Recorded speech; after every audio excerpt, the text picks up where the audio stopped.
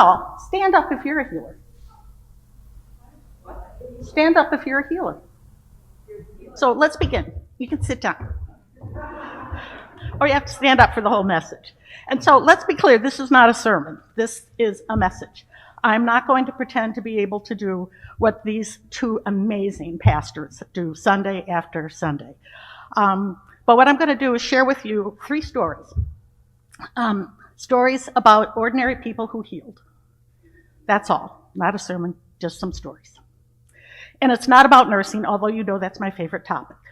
It's my favorite topic, for sure. It's about the power of compassion. Listen to that word, because it's going to come up again and again. It's about the power of compassion. Because compassion is what healing is all about.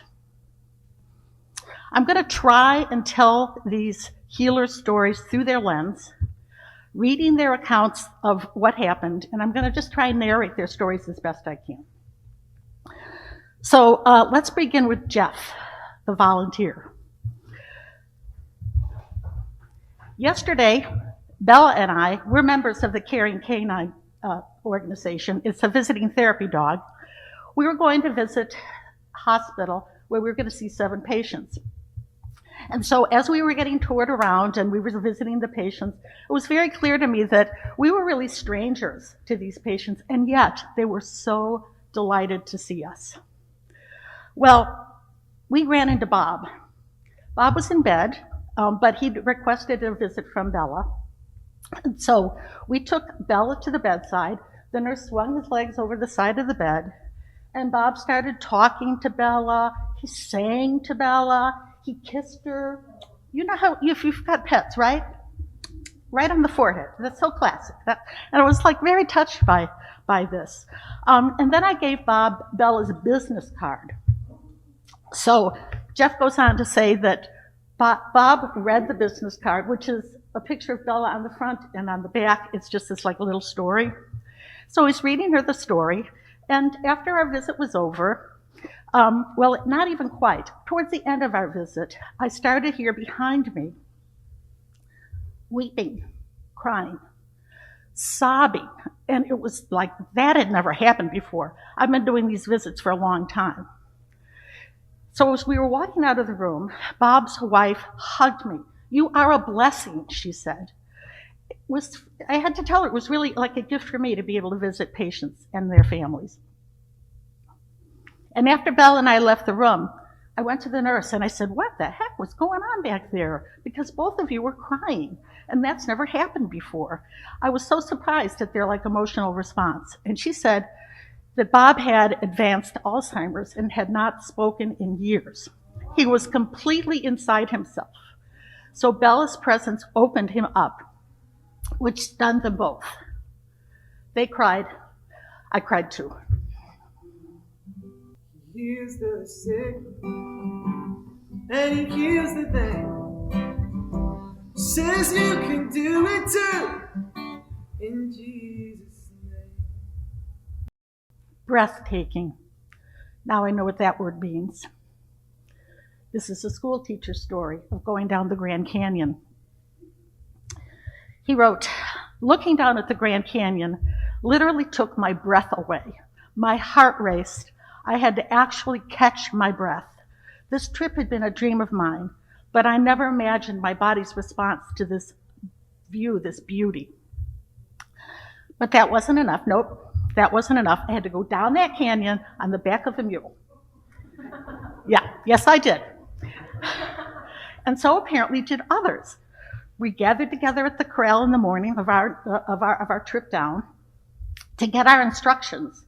But also we were told, if you are going to change your mind, you must do it now, because there is no turning around and coming back. You are committed. Once you are on that mule and you're going down this narrow path down the Grand Canyon, there's no way to turn around and retrace your steps. So you are committed and you've declared your intent. Down you go. So we all declared our intent to go, and down we went, but little did I know what adventures awaited me below. So down we went, a line of us led by Bud. So there's the Bud, our wrangler. He was in charge. And for hours, we were carried deeper into the canyon, surrounded by inexplicable beauty, no conversation, just in awe of where we were and our surroundings. We were all aligned, and we were careful, which is ridiculous because there isn't anything you can do. Like, you are not in charge here. That mule is in charge. And the mule is huge. These are ginormous creatures. So these enormous creatures, when they hit the switchback, they hang their big old horsey head way down over the abyss. And you're praying. You're literally praying. And then they lift their head up and they switch and go back. But we held on tight, and that's what I did. I hung on tight, and I encouraged my mule. Come on, Blackjack, I told the newfound traveling partner underneath me. But in time I relaxed, but God grant me the serenity, passed through my mind because I was not in charge here. But it was serene, and I just leaned back a little bit to balance myself on Blackjack as he carefully picked his way down the trail. But something inside, all of a sudden, something broke the reverie, and it was Betty, an older woman on a mule in front of me. She was tipping sideways. I was alarmed. Bud, something's wrong with Betty, and over she went. Scared doesn't begin to describe it. Thank heaven she fell into the canyon wall side rather than the other side. Bud, can I help? That was a joke. I'm a school teacher. What was I going to do? And we were under strict instructions not to get off our mules unless we're told to do so. Bud came to me, helped me off. My legs were like rubber, but I moved to Betty, lying there, conscious, but hurt. Ever so grateful that we were in a wider part of the path, I decided to think about how I could help. So I just sat down on the ground with her, and I put her head in my lap, and I stroked her hair, and I just spoke to her quietly. That's all I could do. And then she put her hand on her chest. And fearing the answer, I asked, "Are you having any pain, Betty?" "Yes," she replied, "right here." So you know that is the universal signal for a heart attack. But there we were, halfway down the canyon, no turning back, no helicopter possible, because the only place one could land was at the bottom of the canyon. Betty's head in my lap, I calmed her. There was nothing we could do but get her back onto the mule and make our way back down to our way down to Bright Angel Lodge, where she could be airlifted, and she was. A month later, I received a note from Betty. She confessed to not having taken her medication that morning. You got it. Subsequently becoming dehydrated and passing out as a result. And this pain it happened because she fell into the canyon wall, broke her sternum. She was fine. But we're planning another vacation, the school teacher wrote. Another dream of mine, an experience that has been described as awesome. I am hoping that this escapade prompts a sense of breathlessness and of hearts racing simply because of the excitement of the adventure and of nature. But I'm worried. If there's a Bud, a Betty, or a Blackjack involved, I am out of there. Heals the sick, heals the lame, says you can do it too, in Jesus' name. I'm a grocery store clerk. We were offered CPR training at work, and I thought, why not? So I took the course. Turns out it was just in time. This story actually took place quite a while ago, and you'll understand why in a minute. It was at the Berkeley Performance Center, waiting for Emmylou Harris to come on stage. We had nosebleed seats up in the balcony, but I was so excited to see her, I was so excited to hear her. Then the weirdest thing happened. They stood up one by one, caught them out of the corner of my eye, and they started doing the wave. You've seen that at sporting events, right? They're doing the wave. And I thought that this was peculiar behavior at a concert. It was no cheer, it was alarm. Is there a doctor here? Someone call 911. I didn't think, I just moved. Somehow I crossed over 5 people and found myself calling for people to stand back. I'm a grocery store clerk. I don't take charge. Something happened. I was on him in a split second. Someone was checking his pulse, beginning cardiac compression. I began mouth-to-mouth ventilation. This is how you know that it's an old story, because we don't do that anymore. And we got him back. Watch him, he'll go again. Someone was checking. I knew the advice was sound because my memory was racing back to my training, because that can happen. And he did go again.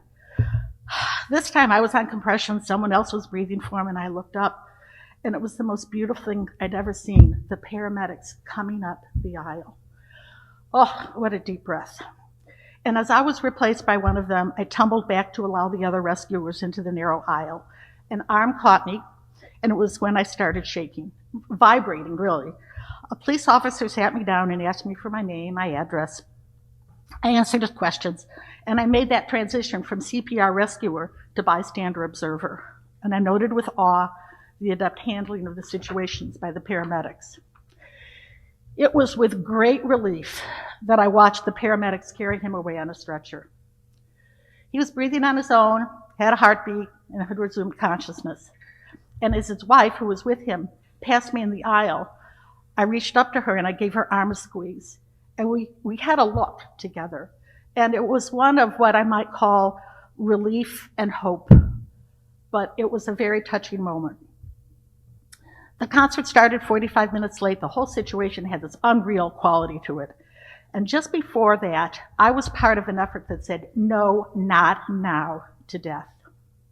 Then minutes later, I'm listening to my favorite performer sing favorite songs, but as I sat there, I kept thinking of that corny closing to the CPR film I had seen at the training. Another heart too good to die. Heals the sick, and he heals the pain. Says you can do it too, in Jesus' name. So these are heroic stories, I guess. They're true stories. But I think it's important to keep in mind that not every healing event needs to be seen as story-worthy. In fact, I believe that most healing is more subtle. It's gentle, it's sometimes even mundane. But you know it when you feel it, you know it when you receive it, and you know it when you heal. So healing is compassion. The real story of compassion in these narratives are not in the drama, but rather in the small, simple, kind, caring acts. Let's think back on what those were. The store clerk who reached out to the wife whose husband was being carried out of the theater. A squeeze, a look. The sharing of a pet with those who can no longer care for one of their own. And the holding of somebody who is in pain and frightened. Touching, sharing, holding. Now, you tell me that you're not all healers. And I would like to ask one last question. Would the healers of the congregation please stand up?